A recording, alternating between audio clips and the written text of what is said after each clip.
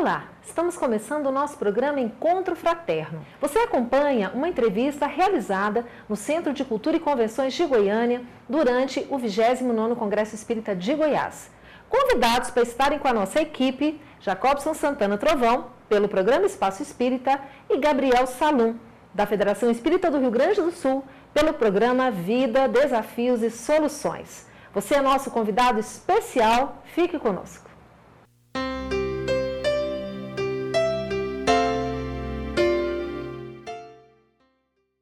Hoje nós temos a alegria imensa de ter para um bate-papo no programa Encontro Fraterno, Haroldo Dutra Dias, o nosso querido palestrante de Minas Gerais, que esteve conosco no 29º Congresso Espírita de Goiás, abordando o tema Paulo, de Tarso a Roma, a trajetória do cristão.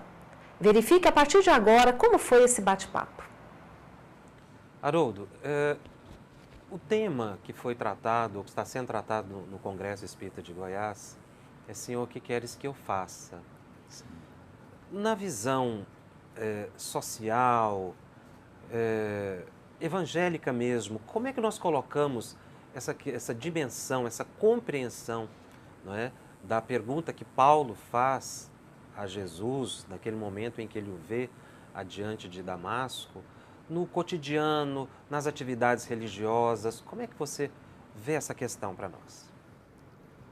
Pois bem, Paulo, antes de encontrar Jesus às portas de Damasco, ele, por ser um doutor da lei, era um homem que estudava a cultura do seu povo e as profecias bíblicas que estão nos livros dos profetas do Velho Testamento. Portanto, ele já tinha uma ideia do que seria o projeto do Messias. Quando viesse o Messias, qual seria o projeto? E nessa tradição profética do povo hebreu, a expectativa é de que a atividade do Messias seria uma atividade que englobaria o mundo inteiro. Seria uma atividade de trazer todas as nações para o conhecimento de Deus, do Deus único, e para o conhecimento das leis divinas que regem esse mundo. E, portanto, a expectativa era de que o Messias implantasse na Terra, finalmente, o chamado reino de Deus, ou o mundo vindouro, o Olam Rabá, o mundo da paz, da fraternidade, do amor, onde não houvesse mais espaço para o mal.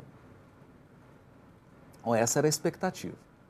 O que não se sabia era quando viria o Messias, quando o Messias chegaria, e não se tinha uma ideia muito clara de qual seria o processo que ele utilizaria para levar o mundo do estado em que ele estava, pleno de maldade, de violência, de ódio, de divisão, para um mundo de fraternidade, de paz, de justiça. Paulo é apresentado ao cristianismo que insistia na mensagem de que Jesus era o Messias esperado.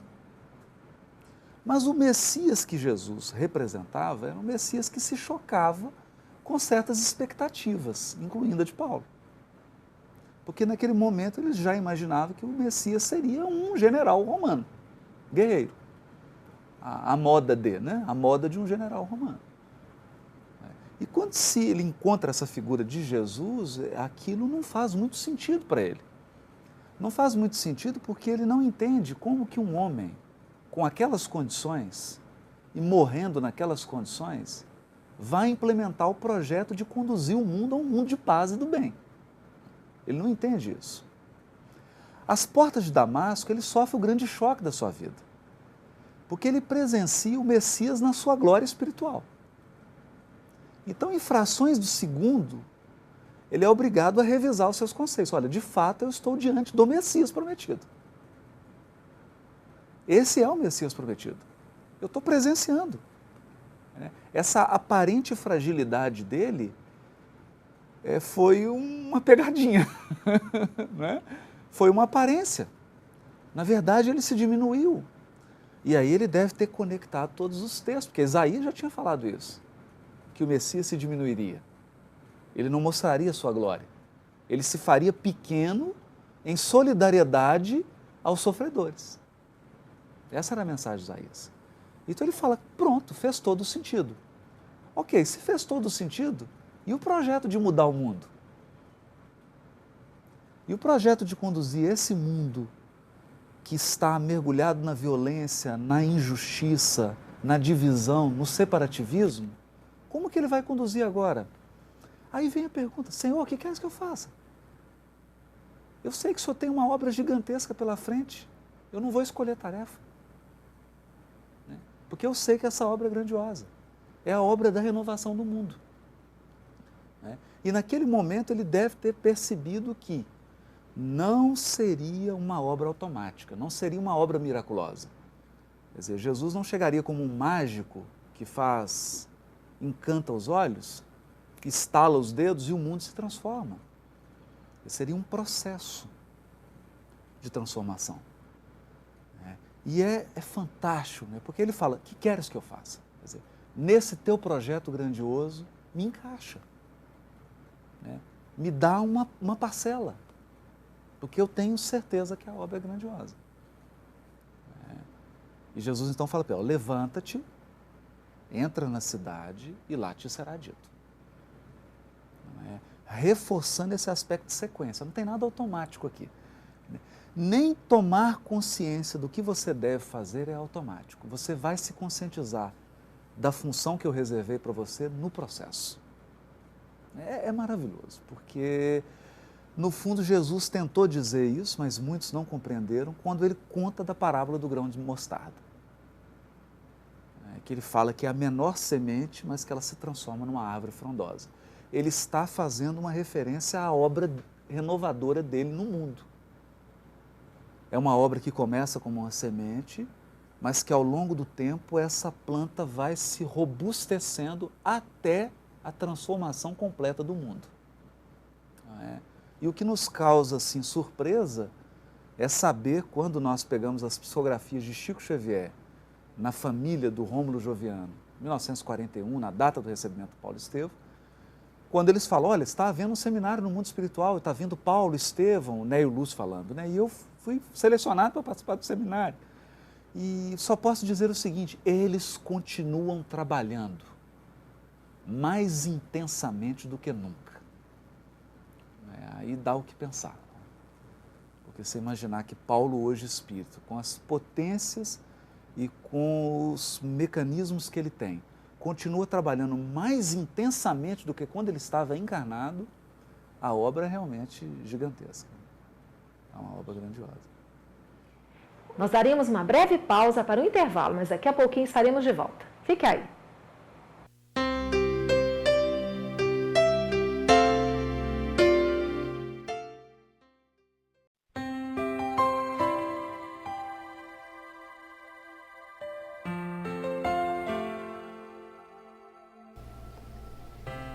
O homem que se esforça seriamente por se melhorar, assegura para si a felicidade já nesta vida. Além da satisfação que proporciona à sua consciência, ele se isenta das misérias materiais e morais que são a consequência inevitável das suas imperfeições. Terá calma, porque as vicissitudes só de leve o roçarão. Gozará de saúde, porque não estragará o seu corpo com os excessos. Será rico, porque rico é sempre todo aquele que sabe contentar-se com o necessário.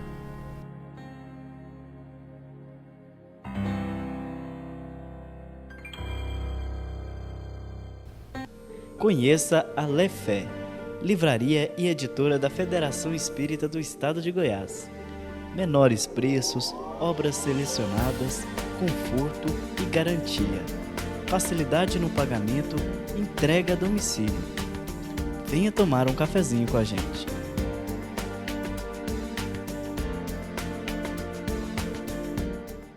Você gostaria de ajudar a expandir o Espiritismo na TV? Então aí vai a dica. Com apenas R$30 por mês, você se torna sócio do Clube Amigos do Espiritismo e ajuda a levar a mensagem espírita a muito mais corações. Além de contribuir com este grande desafio, você ainda ganha brindes exclusivos. uma revista que vira pôster e 2 DVDs todo mês na sua casa, com documentários, animações e videoaulas. E tem mais, quem se associar agora ganha uma camiseta exclusiva. Então, o que está esperando? São apenas R$30 por mês. Acesse www.amigosdoespiritismo.com.br, faça o seu cadastro e participe.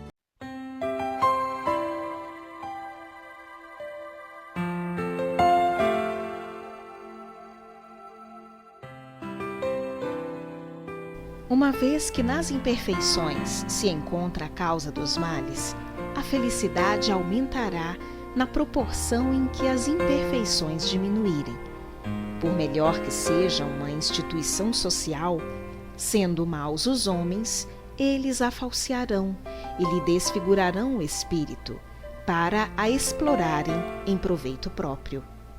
Quando os homens forem bons, organizarão boas instituições, que serão duráveis, porque todos terão interesse em conservá-las.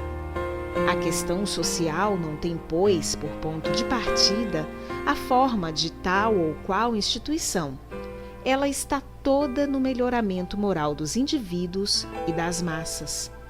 Aí é que se acha o princípio, a verdadeira chave da felicidade do gênero humano, porque então os homens não mais cogitarão de se prejudicarem reciprocamente.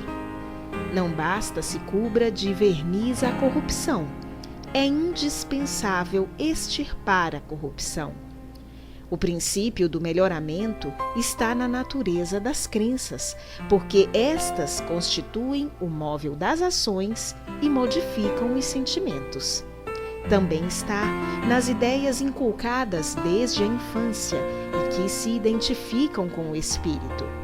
Está ainda nas ideias que o desenvolvimento ulterior da inteligência e da razão podem fortalecer, nunca destruir. É pela educação, mais do que pela instrução, que se transformará a humanidade.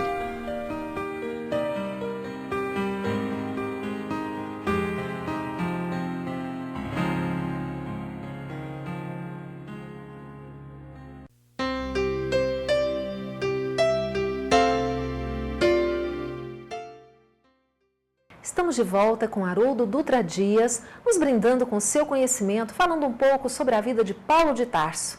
Esse que é um grande exemplo para todos nós cristãos. Continue acompanhando. Como entender Paulo para ser escolhido como divulgador do cristianismo? Justamente porque ele que era apaixonado, orgulhoso, impetuoso. Não parece até um contrassenso se tinham apóstolos mais amorosos? Como que a gente pode entender isso? Quando a gente começa a refletir, é claro que a gente não consegue ter uma compreensão completa disso, de por que Jesus faz essas escolhas, por que ele escolhe 12, por que ele não trabalha sozinho, por que ele monta uma equipe. As razões que o levaram a escolher estão muito acima até da nossa compreensão humana, porque nós estamos falando de um espírito de uma grandeza enorme. Mas algumas coisas a gente consegue fazer uma reflexão. Para cada gênero de tarefa, você precisa de um gênero de temperamento. Uma pessoa amorosa, pacífica, não teria a energia necessária para a obra de Paulo. A obra de Paulo requeria um temperamento fogoso, um temperamento apaixonado, impulsivo, inflexível, teimoso, que vá até o fim, porque outra pessoa, por exemplo, Barnabé no lugar de Paulo, não daria conta. Não é? As barreiras, as dificuldades seriam muito intensas e isso requeriria um temperamento intenso. Então, quando eu leio isso, eu penso o seguinte, que não há ninguém mais adequado para viver sua vida do que você mesmo. Quer dizer, a gente nasce com todo o instrumental de temperamento, de sentimento, de personalidade para o desempenho da nossa vida. Quer dizer, qualquer outra pessoa que fosse colocada na nossa posição, ela não daria conta dos desafios. Então a questão não é o temperamento que eu tenho, não são as energias que configuram a minha personalidade, é em como que eu coloco isso em funcionamento. Né? Paulo, não é problema ele ser apaixonado, entusiasmado, emotivo, e ele tem emoção à flor da pele mesmo. Esse não é o problema. O problema é como ele lidava com isso. Porque ele estava usando esses potenciais para ferir, para diminuir, para disputar. E ele precisava canalizar essa força e essa energia para construir, sem ferir, para realizar. E esse é o grande desafio de Paulo. Quer dizer, a grande jornada de Paulo é de encontrar a medida. É de alguém que precisa dosar a si mesmo. Né? Ele precisa aprender a ser ele mesmo. Conhecer-se, expressar-se, sem imaginar que o seu modo de ser deva ser a regra. Porque, na verdade, o Criador espera a diversidade. Então, não pode ser só vermelho, não pode ser só verde, não pode ser só amarelo. Nós precisamos do arco-íris.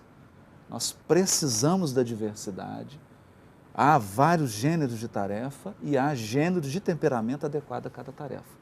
Quando ele entendeu isso, ele começa a se entrosar.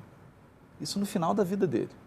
Ele começa a entender a missão de Tiago menor, ele começa a entender a missão de Pedro, a missão de João, de Maria, de todas aquelas figuras, e mais bonito ainda, ele se encontra nesse conjunto. Né? Quer dizer, onde ele pode somar, onde ele pode articular, onde que ele pode se movimentar, sem interferir na missão do outro, mas também sem ser omisso na sua própria missão. É desafiador, isso é desafiador. Né?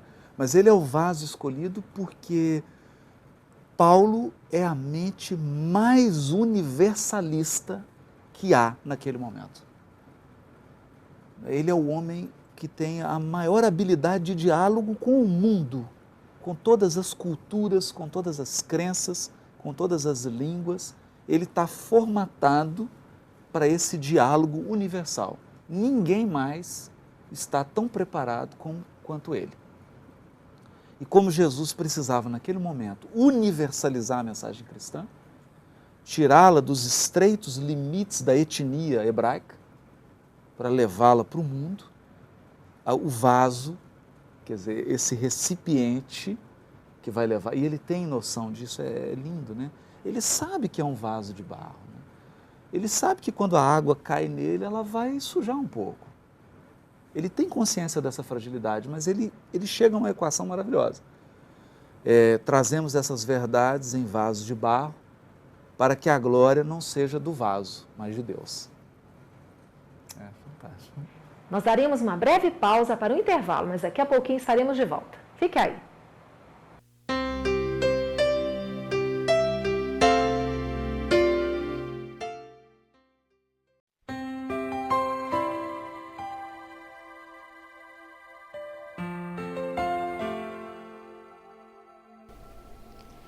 Vivam juntos alguns homens animados desses sentimentos e serão tão felizes quanto o comporta a nossa terra.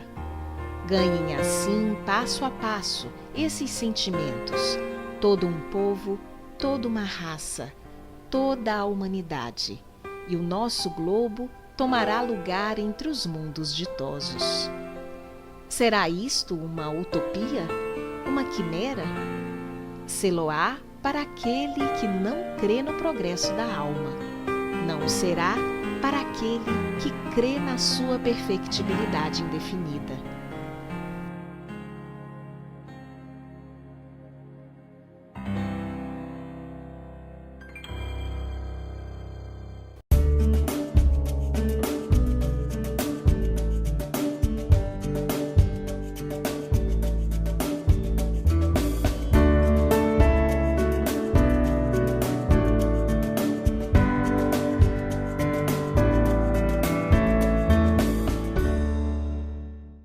Conheça a Lefé, livraria e editora da Federação Espírita do Estado de Goiás. Menores preços, obras selecionadas, conforto e garantia. Facilidade no pagamento, entrega a domicílio. Venha tomar um cafezinho com a gente.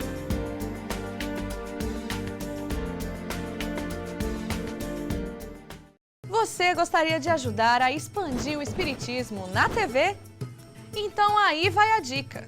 Com apenas R$30 por mês, você se torna sócio do Clube Amigos do Espiritismo e ajuda a levar a mensagem espírita a muito mais corações. Além de contribuir com este grande desafio, você ainda ganha brindes exclusivos. Uma revista que vira pôster e 2 DVDs todo mês na sua casa, com documentários, animações e videoaulas. E tem mais, quem se associar agora ganha uma camiseta exclusiva. Então, o que está esperando? São apenas R$30 por mês. Acesse www.amigosdoespiritismo.com.br, faça o seu cadastro e participe.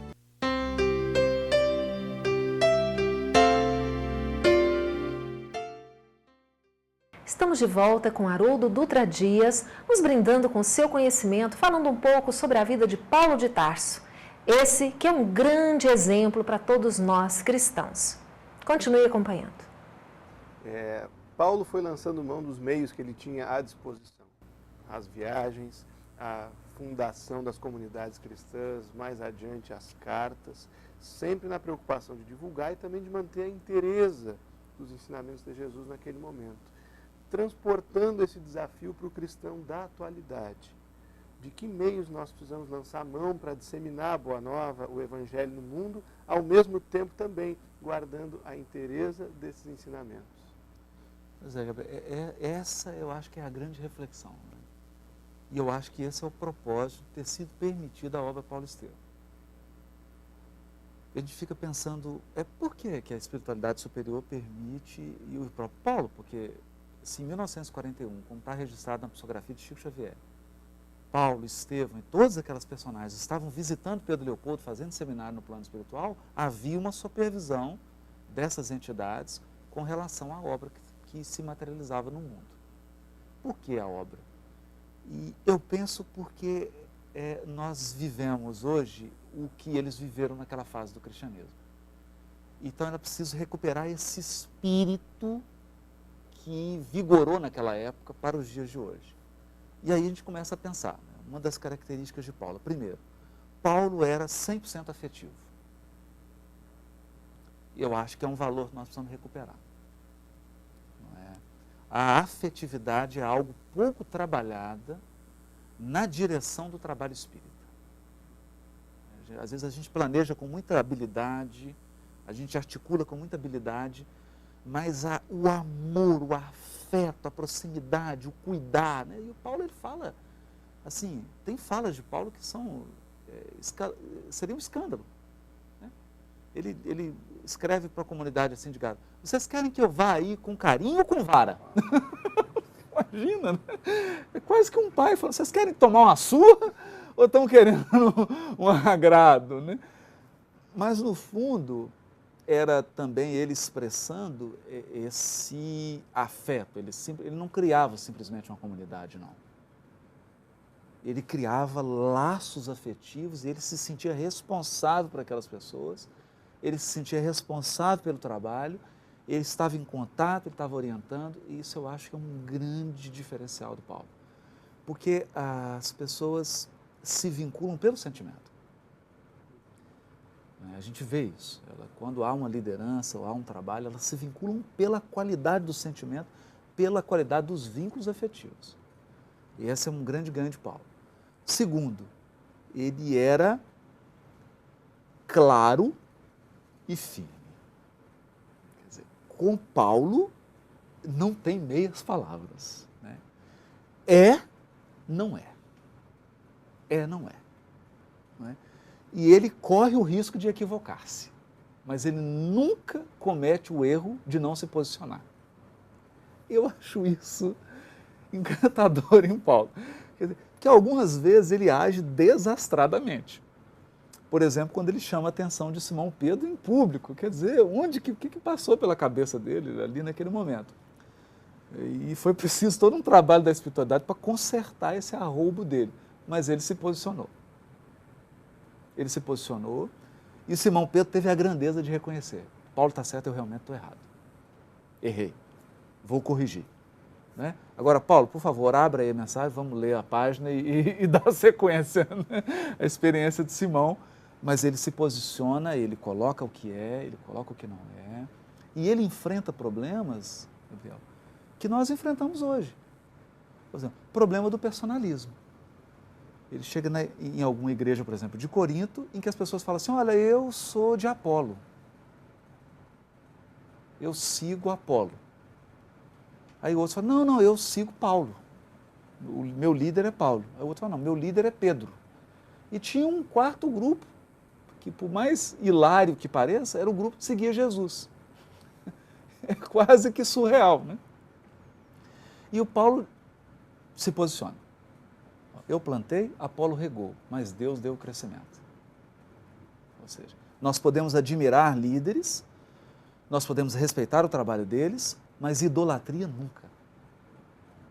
Nós estamos a serviço de Deus. E, portanto, o trabalho é único. Quem é de Apolo está fazendo o mesmo trabalho que quem segue Pedro. E isso é tão atual hoje para o movimento espírita. Isso é tão atual, né? Quando as pessoas perdem o propósito para seguir pessoas, né? Elas se encantam com criaturas humanas e perdem o foco da mensagem e da transformação interna. E Paulo aborda essa questão. Quando ele fala na igreja de Corinto, por exemplo, que a igreja de Corinto é uma coisa curiosa, né? Uma igreja de muita intelectualidade, nós estamos em Corinto, na Grécia, muito intelecto, capacidade financeira alta e uma mediunidade transbordante. O fenômeno mediúnico em Corinto é avassalador. E ele chega e fala, não adianta nada disso. Não adianta o intelecto que vocês têm, não adianta o dinheiro, não adianta essa mediunidade abundante, se não tiver amor, não adianta. Essa capacidade de ir no ponto, né, de ir na ferida para curar, ir na ferida para fechar a cicatriz, é algo que faz falta hoje. Faz falta para a gente e a gente percebe que ele é a grande inspiração mesmo, essas questões são atuais.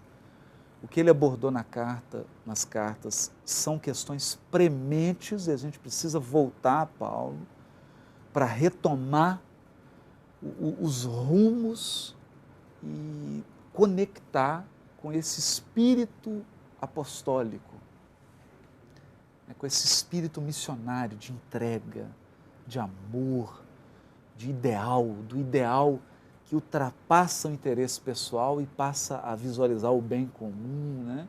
Eu acho que é o nosso grande sonho, né? E é o sonho deles, né?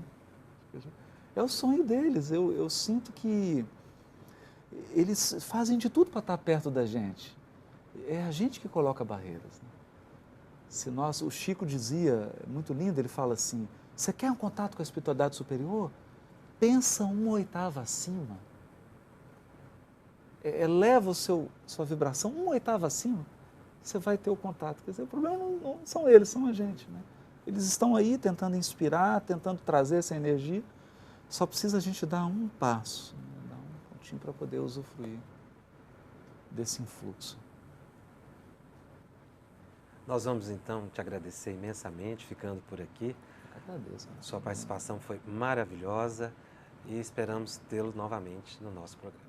A honra é toda minha. Eu mando um abraço para todos que estão assistindo. Jesus inspire e ampare a todos nós. Muito obrigado, Haroldo. Desejamos também bom êxito, hein, meu amigo. Obrigado. Que essa simplicidade, profundidade de abordagem possa sempre pontilhar o teu caminho. Deus quiser. Muito obrigada. Estou sem palavras. Só embevecido aqui. É culpa do Paulo, né? O nosso programa chega ao fim. Muito obrigada pela sua companhia de sempre. Uma ótima semana a todos. Fiquem com Deus e até semana que vem.